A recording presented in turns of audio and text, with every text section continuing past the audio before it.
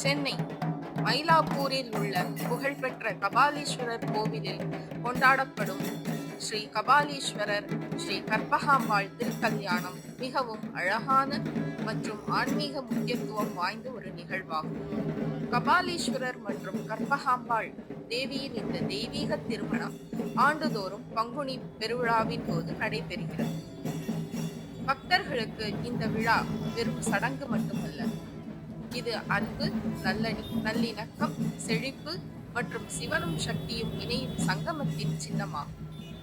இந்த திருக்கல்யாணத்தை காண்பது திருமண வாழ்வு, குடும்ப மகிழ்ச்சி மற்றும் ஆன்மீக நல்வாழ்வுக்கான ஆசீர்வாதங்களை கொண்டு வரும் என்று நம்பப்படுகிறது. வரலாற்று சிறப்பு மிக்க கபாலீஸ்வரர் கோவில் தென்னிந்தியாவின் மிகவும் புகழ்பெற்ற சிவன் கோவில்களில் ஒன்றாகும். மயிலாப்பூரில் அமைந்துள்ள இந்த கோவில் அதன் வானுயர்ந்த கோபுரம், சிற்பங்கள் மற்றும் வண்ணமயமான கோவில் வீதிகளுடன் பாரம்பரிய திராவிட கட்டிடக்கலைக்கு ஒரு சிறந்த எடுத்துக்காட்டாக திகழ்கிறது. இங்கு பிரதான தெய்வமாக கபாலீஸ்வரர் சிவபெருமானின் ஒரு வடிவம்.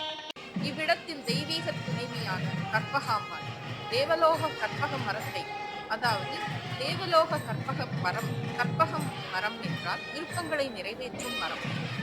பக்தர்களின் விருப்பங்களை நிறைவேற்றுவதற்காக கபாலீஸ்வரரும் கற்பகாம்பாளும் இங்கே கருணையுள்ள தெய்வங்களாக வீற்றிருக்கின்றனர். இக்கோவில் தமிழ் சைவ மரபுகளுடன் நாயன்மார்கள் என போற்றப்படும் 63 நாயன்மார்கள் பாடல்களுடனும் இணைந்துள்ளது. முதலில் நாம் திருக்கல்யாணம் என்றால் என்ன என்பதை பற்றி பார்க்கலாம். திருக்கல்யாணம் என்ற சொல்லுக்கு புனித திருமணம். தமிழ்நாட்டில் உள்ள பல சிவன் கோவில்களில் சிவபெருமானுக்கும் பார்வதி தேவிக்கும் நடைபெறும் தெய்வீக திருமணம் ஆகும். ஆண் மற்றும் பெண் ஆற்றல்களின் பிரபஞ்ச சங்கமத்தை குறிக்கும் ஒரு நிகழ்வாக இது கொண்டாடப்படுகிறது. இதே போல்தான் மதுரையிலும் மீனாட்சி சொக்கநாதர் திருமணமும் நடைபெறும். கபாலீஸ்வரர் கோவிலில் கபாலீஸ்வரர் பெருமானுக்கும் கற்பகாம்பிகை தேவிக்கும் திருக்கல்யாணம் மிகுந்த பக்தியுடன் நடத்தப்படுகிறது. தெய்வீக தம்பதியரின் உற்சவமூர்த்தி அழகான ஆடைகள், மாலைகள், ஆபரணங்கள் மற்றும் மலர்களால் அலங்கரிக்கப்படுகிறார்கள். இந்த திருமண விழா எந்த ஒரு தென்னிந்திய திருமணத்திலும் நடப்பதை போலவே பாரம்பரியம் மிக்கதாகவும் வேத முறைப்படியும் நடத்தப்படுகிறது.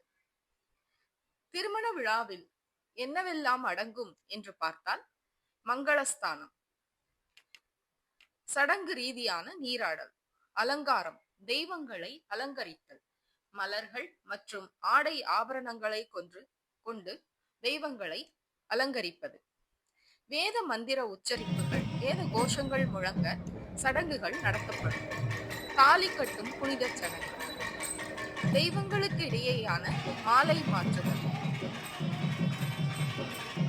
புனித திருமணம் நடைபெறவிருப்பதால் கோவில் முழுவதும் ஹரஹர மகாதேவா மற்றும் கபாலீஸ்வரர் அரோஹரா என்ற முழக்க ஒலிகளால் நிரம்பியிருக்கும்.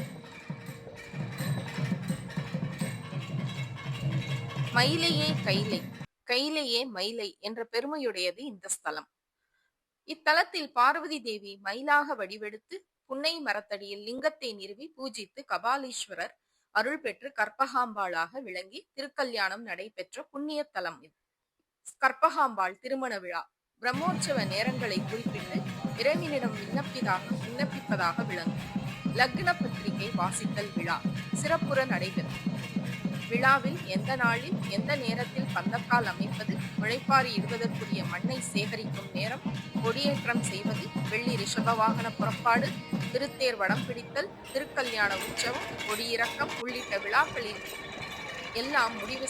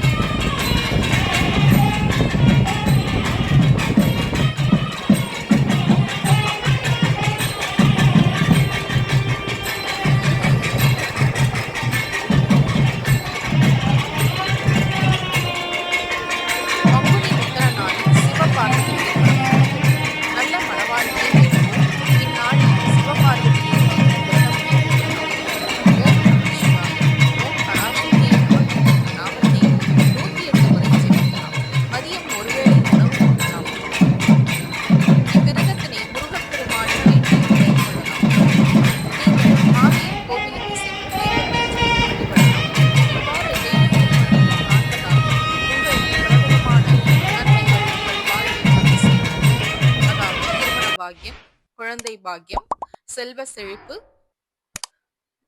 வாழ்வில் எல்லா வளமும் பெற்று வளம் பெறலாம்.